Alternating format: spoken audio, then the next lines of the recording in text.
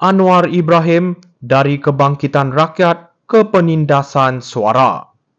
Sebagai penganalisis, saya ingin menyentuh isu hangat yang melibatkan bekas Perdana Menteri Tun Dr. Mahathir Mohamad yang baru-baru ini mengkritik kerajaan mengenai ketiadaan garis panduan jelas terhadap ucapan kebencian. Dr. Mahathir mengisytiharkan bahawa kebisuan rakyat adalah hasil daripada ketakutan terhadap tafsiran kerajaan yang tidak jelas. Namun kita harus bertanya, siapa yang sebenarnya bertanggungjawab atas keadaan ini? Kita tidak boleh melupakan bahawa Anwar Ibrahim sebagai Perdana Menteri sedang berjuang untuk memulihkan kepercayaan rakyat terhadap institusi kerajaan yang pernah dimanipulasi. Dalam konteks ini, Anwar menghadapi cabaran besar dalam mengimbangi kebebasan bersuara dan keselamatan awam. Jika kita melihat kepada sejarah, Dr. Mahathir sendiri merupakan penggerak penindasan kebebasan bersuara ketika beliau berkuasa. Jadi adalah aneh apabila beliau kini mendakwa kerajaan yang dipimpin Anwar mengekang suara rakyat. Hakikatnya, Anwar berusaha untuk membina sebuah Malaysia yang lebih inklusif di mana setiap suara boleh didengar tanpa takut diambil tindakan. Beliau menyedari bahawa menghalang ucapan adalah jalan menuju ke belakang yang hanya menguntungkan mereka yang ingin mengekalkan kuasa dengan cara yang tidak demokratik. Anwar tahu bahawa untuk membawa perubahan yang diinginkan rakyat, kebebasan bersuara perlu dihormati dan dilindungi. Mengambil kira kenyataan Dr. Mahathir mengenai kebisuan rakyat adalah penting untuk kita menegaskan bahawa rakyat perlu diberi ruang untuk berbicara. Namun, itu bukan bermakna mereka boleh menyebarkan ucapan kebencian yang merosakkan perpaduan dan keharmonian negara. Anwar perlu terus memperjuangkan batasan yang adil dan jelas yang melindungi rakyat daripada sebarang ancaman tanpa mengorbankan hak mereka untuk bersuara. Pada akhirnya, kita perlu memberi sokongan kepada Anwar dalam usaha beliau untuk mengembalikan suara kepada rakyat Malaysia. Anwar Ibrahim dari Kebangkitan Rakyat ke Penindasan Suara.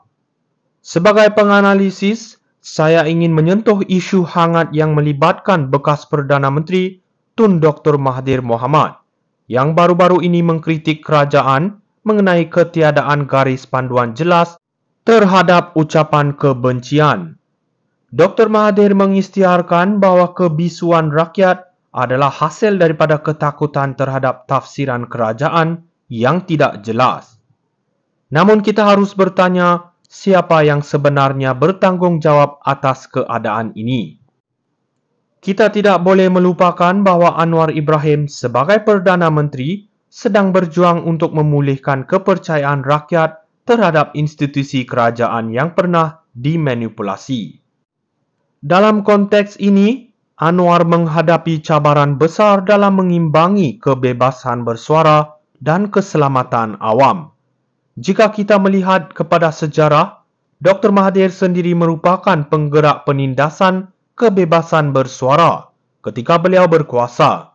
Jadi adalah aneh apabila beliau kini mendakwa kerajaan yang dipimpin Anwar mengekang suara rakyat. Hakikatnya, Anwar berusaha untuk membina sebuah Malaysia yang lebih inklusif di mana setiap suara boleh didengar tanpa takut diambil tindakan. Beliau menyedari bahawa menghalang ucapan adalah jalan menuju ke belakang yang hanya menguntungkan mereka yang ingin mengekalkan kuasa dengan cara yang tidak demokratik. Anwar tahu bahawa untuk membawa perubahan yang diinginkan rakyat, kebebasan bersuara perlu dihormati dan dilindungi. Mengambil kira kenyataan Dr. Mahathir mengenai kebisuan rakyat adalah penting untuk kita menegaskan bahawa rakyat perlu diberi ruang untuk berbicara. Namun, itu bukan bermakna mereka boleh menyebarkan ucapan kebencian yang merosakkan perpaduan dan keharmonian negara.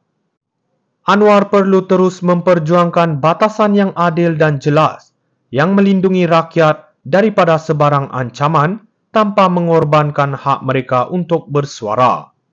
Pada akhirnya, kita perlu memberi sokongan kepada Anwar dalam usaha beliau untuk mengembalikan suara kepada rakyat Malaysia. Anwar Ibrahim dari Kebangkitan Rakyat ke Penindasan Suara. Sebagai penganalisis, saya ingin menyentuh isu hangat yang melibatkan bekas Perdana Menteri Tun Dr. Mahathir Mohamad yang baru-baru ini mengkritik kerajaan mengenai ketiadaan garis panduan jelas terhadap ucapan kebencian. Dr. Mahathir mengisytiharkan bahawa kebisuan rakyat adalah hasil daripada ketakutan terhadap tafsiran kerajaan yang tidak jelas. Namun kita harus bertanya, siapa yang sebenarnya bertanggungjawab atas keadaan ini? Kita tidak boleh melupakan bahawa Anwar Ibrahim sebagai Perdana